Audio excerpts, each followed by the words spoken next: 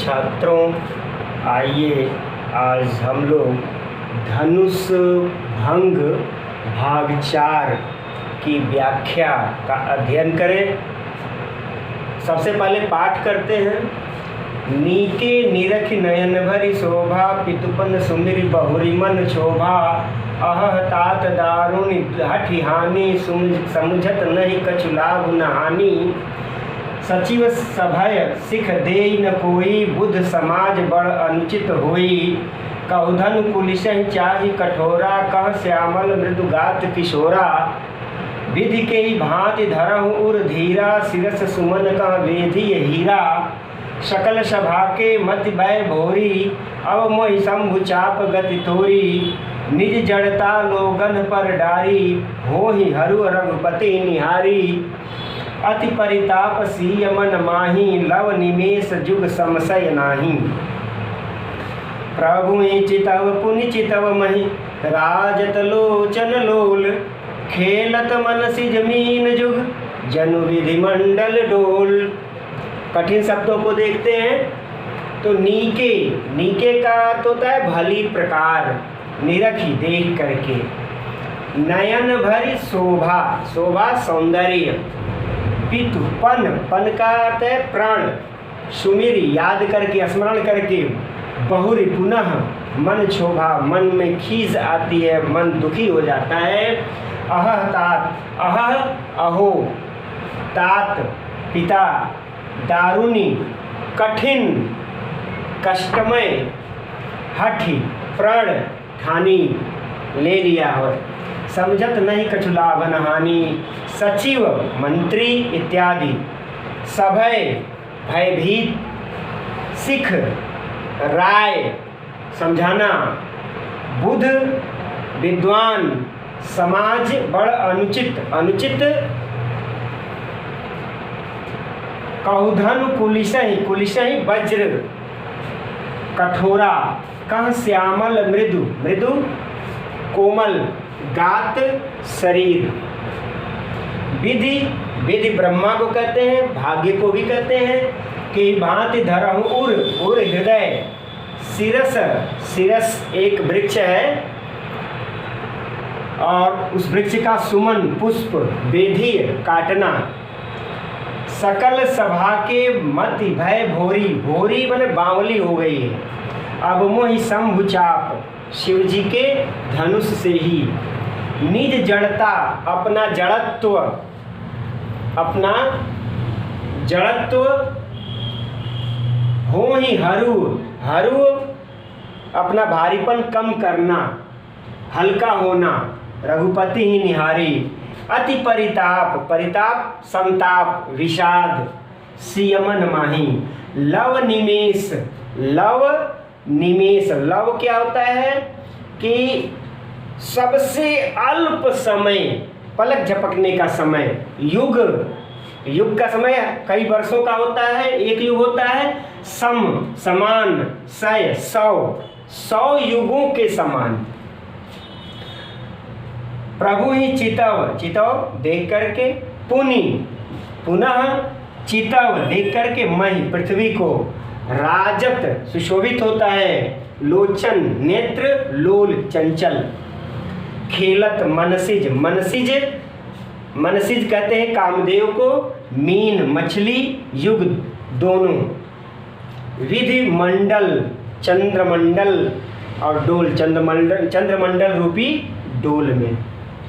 तो सबसे पहले इसका प्रसंग देखते हैं। तो प्रसंग ये है कि सीता जी प्रभु श्री राम के सौंदर्य को भली प्रकार देखती हैं और उनकी अनुरक्ति बढ़ जाती है और उनके प्रति उनके हृदय में समर्पित प्रेम पैदा होता है। और जब समर्पित प्रेम पैदा होता है तो एक संशय भी उनके मन में पैदा होता है कि सुकुमार शरीर वाले हमारे श्री राम धनुष को तोड़ सकेंगे या नहीं। उस संशय के चलते उनके मन में दुख होता है और वह अपने पिता को कोसती हैं और मंत्रियों को कोसती हैं कि जो उनके पिता को समझा नहीं रहे हैं। और इस प्रकार से व्याकुलतावश उनके नेत्र चंचल हो रहे हैं, जिसका वर्णन इन पंक्तियों में किया गया है। तो व्याख्या देखते हैं। सीता जी प्रभु श्री राम के सुकुमार सौंदर्य को भली प्रकार से जी भर के देखती हैं, फिर पिताजी के प्रण को याद करती हैं, स्मरण करती हैं। उनको बड़ा ही कष्ट होता है।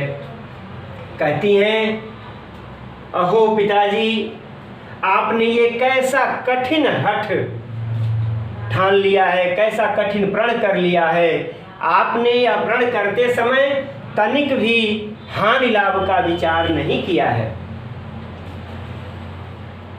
जो मंत्री समाज है, भय के कारण उन्हें कोई समझा नहीं रहा है। विद्वानों के इस समाज में बहुत ही बड़ा अनुचित हो रहा है। कहाँ तो यह वज्र से भी कठोर भगवान शिव का धनुष, और कहाँ हमारे प्रभु श्री राम कोमल शरीर वाले प्रभु श्री राम जी हैं। हे विधाता, मैं अपने हृदय में किस प्रकार धैर्य धारण करूं। हमारे मन में इतनी शंका उठ रही है कि कहीं शिरीष के फूल से हीरा को नहीं काटा जा सकता, अर्थात सुकोमल शरीर वाले मेरे प्रभु श्री राम इस धनुष को कैसे तोड़ सकेंगे। सीता जी आगे कहती हैं कि लगता है सभा में सभी विद्वज्जन लोग बावले हो गए हैं, सबकी मति मारी गई है।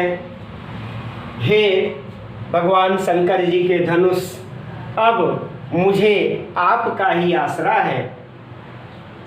हे भगवान शंकर जी के धनुष,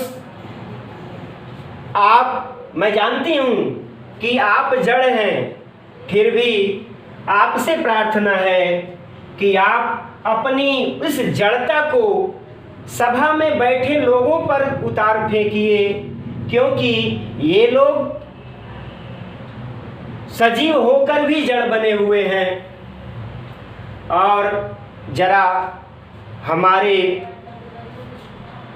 श्री राम की तरफ देखिए और श्री राम जी के सुकुमार शरीर को देखते हुए अपने वजन को, अपनी गुरुता को कम कर लीजिए।